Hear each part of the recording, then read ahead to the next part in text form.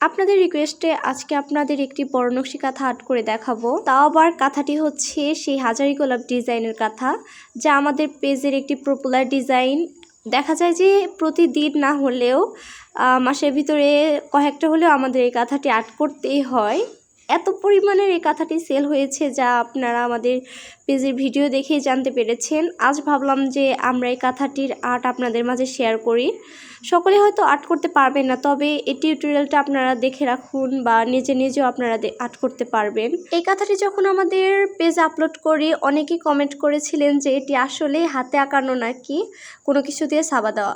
সেই জন্য অনেকের কনফিউজিং দূর করার জন্য আমরা এই কাঁথাটি সম্পূর্ণ আর্ট ভিডিও আপনাদের মাঝে শেয়ার করছি। আপনারা তো দেখতেই পারছেন কাঁথাটি কিভাবে নিখুঁতভাবে হাত দিয়ে আর্ট করা হচ্ছে। আর্টের ক্ষেত্রে আমরা ফার্স্টে টার্গেট রাখি কাঁথাটির মাপ অনুযায়ী আমরা এই দাগগুলো করে নিই। ফার্স্টে যদি মাপ না দিয়ে ফুলগুলো আঁকানো শুরু করি তাহলে এগুলোর সাইজিং ছোট বড় হতে পারে এবং সম্পূর্ণ কাঁথা ভরাট করার সময় আমাদের কনফিউজিং হতে পারে। আমরা এই কাঁথাটির আর্ট করার জন্য কর্নার, তারপরে হচ্ছে মাঝের যে সার্কেল, সবগুলোই আমরা ফার্স্টে মাপে করে নিয়েছি। মাপ ছাড়া কোনো কাঁথায় আমরা পারফেক্টভাবে আঁকাতে পারবো না। মাপ যদি ঠিক রাখি আপনারা আপনাদের পছন্দ মতো ফুলের শেপগুলো দিতে পারবেন।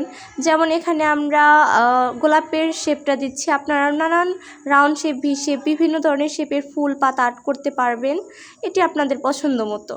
আপনারা অনেকেই কোশ্চেন করেন যে কাঁথাগুলোর আর্ট উঠে যাবে নাকি। কাঁথাগুলোর আর্ট উঠবে না যদি না আপনারা কাঁথার উপর পানি লাগান। পানি লাগালে অবশ্যই কাঁথাগুলোর আর্ট উঠে যাবে, তবে সেলাই করার আগ অবধি কোনো রকম কাঁথাতে পানি লাগানো যাবে না বা কোনো রকমভাবে আয়রন করা যাবে না। কাঁথাগুলো সম্পূর্ণ সেলাই করার পর আপনারা কাঁথাগুলো ধুয়ে দেবেন। আপনারা আমাদের থেকে কালার ডিজাইন কাস্টমাইজ করে নিতে পারবেন, বা আপনারা এই ডিজাইনটি দেখতে পাচ্ছেন, যদি আপনারা বলেন যে ফুলের শেপটা অন্যভাবে দিবেন, পাতার শেপটা অন্যভাবে দিবেন, আমরা সেইভাবে আপনাদের মাঝে আর্ট করে দেখাবো। এই কাঁথাটি আমরা 5 ধাপে আর্ট করেছি। এখানে ফার্স্টের 2 ধাপ অলরেডি শেষ করেছি, লাস্ট যে কর্নার ধাপটা সেটি এখন শেষ করছি। এখানে যে 4টি কর্নার আছে, 4টি কর্নারে সেমভাবে আর্ট করে নেব।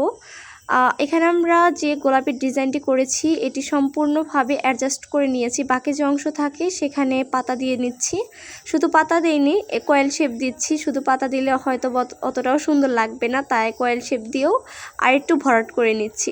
প্রত্যেকটা কর্নারে সেম প্রসেসিংয়ে সেমভাবে আর্ট করে নেব। আপনারা কাস্টমাইজ করেও অন্যভাবে আমাদের দিয়ে আর্ট করাতে পারবেন, আমরা যে কোনোভাবে আপনাদের আর্ট করে দেখাতে পারবো। সেমভাবে 4 কোণাতে দিয়ে নিলাম। এখনই যত সুন্দর লাগছে। লাস্ট যে এটা হচ্ছে 4 নাম্বার ধাপ, এই ধাপটিতে এখানে আমরা লতা পাতা ডিজাইনটি করে নিচ্ছি। এখানে ফার্স্টে আমরা লতা পাতাভাবে আর্ট করে নেব, তারপর হচ্ছে সেই কর্নার শেপ অনুযায়ী একটি করে পাতা দেব। পাতা আপনারা আপনাদের মতো কাস্টমাইজ করেও দিতে বলতে পারবেন, আমরা সেইভাবেই পাতাগুলো দিয়ে দিতে পারবো। এই কর্নারটি হয়েছে 2 সাইডে, কাঁথার এ পাশে ও পাশে, আমরা 2 পাশেই সেম প্রসেসিংয়ে সেমভাবেই আর্টটি করে নেব। এই কোটটার সাইজ রেখেছিলাম আমরা 6 ইঞ্চি। এখানে আপনারা কাস্টমাইজ, এটি যদি কাঁথার ছোট বড় হয় তখন ইঞ্চিটা একটু ছোট বড় কম বেশি হয়। যদি কাঁথা বড় হয় আর একটু বড় করে দিতে হবে, যদি কাঁথা ছোট হয় আর একটু ছোট করে দিতে হবে। সম্পূর্ণটুক এইভাবে আমরা আর্ট করে নেব এবং যেটুকু বাকি থাকবে সেখানে আমরা কয়েল শেপটা করে নেব। লাস্ট ধাপ হচ্ছে একদম হচ্ছে পাড়ের ডিজাইনটি ফার্স্টে আমরা 8 ইঞ্চি করে দাগ দিয়ে নিয়েছি। এই দাগগুলো তো আমরা ফার্স্টেই দিয়েছি, কেননা দাগ যদি তখন ভালোভাবে না দিই তাহলে কোনো আর্ট সম্পূর্ণভাবে ফিনিশিং আসবে না। আমাদের পাড় হোক মাঝের ডিজাইন হোক, সম্পূর্ণ কাঁথায় খেয়াল রাখতে হবে যে ফুলের শেপ, ধরন, পাতার ডিজাইন এক হলো নাকি। কেননা আমরা যদি পাড় একরকম দিই, মাঝের একরকম দিই, কোনো রকমভাবেই জিনিসটি সুন্দর লাগবে না। সেই জন্য আমরা মাঝের অংশ মিল রেখে পাড়ের ডিজাইনটি করে নিচ্ছি। এটি কয়েল শেপ অনুযায়ী একটু লম্বা করে এবং যেটুকু ফাঁকা থাকবে সেখানে একটি ফুলের শেপ দিয়ে নিচ্ছি। এইটুকু জায়গাতে তো আর গোলাপের শেপ আঁটবে না, সেজন্য ইউ শেপ ফুলটা দিচ্ছি আর এখানে এই ডিজাইনের পাতাটি দিচ্ছি। সম্পূর্ণ কাঁথা রেডি, দেখেন কতটা সুন্দর হয়েছে। আপনাদের যদি আর কোনো কাঁথার ভিডিও রিকোয়েস্ট থাকে আমাদের কমেন্ট বক্সে জানান।